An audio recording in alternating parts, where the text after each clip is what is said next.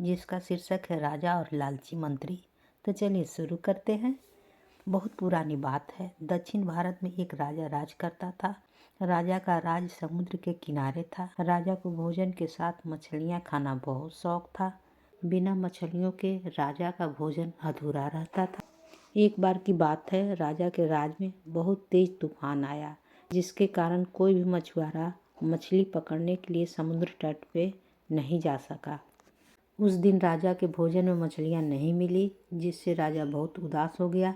राजा ने जब अपने मंत्रियों से इस बारे में पूछा तो उन्होंने बतलाया कि इतने तूफान में समुद्र में मछली पकड़ने जाना अपनी जान पर खेलने का समान है, इसलिए कोई भी मछुआरा समुद्र नहीं जा रहा है।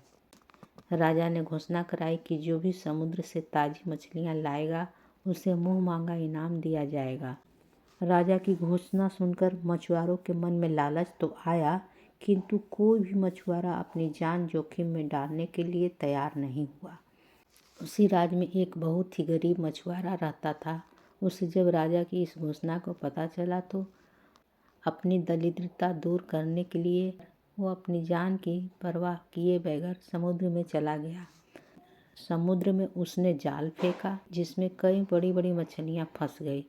मछुआरा मछली लेकर राजा के महल पहुंचा, किंतु राजा के सैनिकों ने उसे महल में नहीं घुसने दिया। राजा के एक खास मंत्री ने मछुआरे को ताज़ी मछलियाँ के साथ देखा तो मछुआरे को अपने साथ राजा के पास ले जाने के लिए तैयार हो गया। मंत्री जानता था कि राजा मछलियाँ देखकर बहुत अधिक प्रसन्न होगा और इसके बदले मछुआरे को बहुत सारा धन देगा।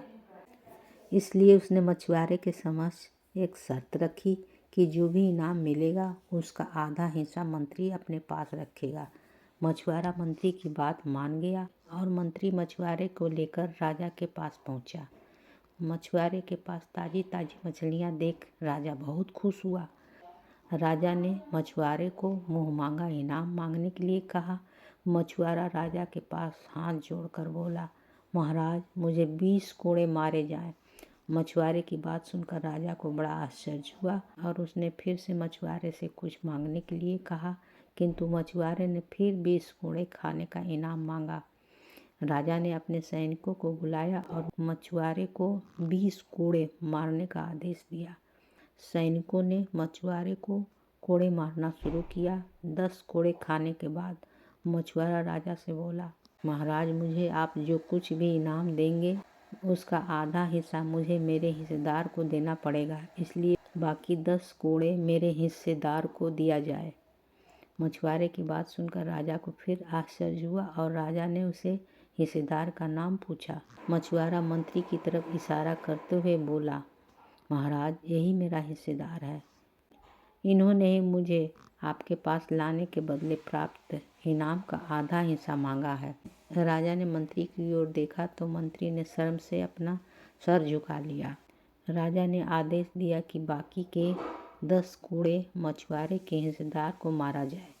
सैनिकों ने राजा के आदेश पर मंत्री को 10 कोड़े मारे। राजा ने मंत्री को उसके लालच के कारण अपने पद से हटाकर राज्य से बाहर कर दिया और मछुआरे को बहुत सारा इनाम देकर विदा किया।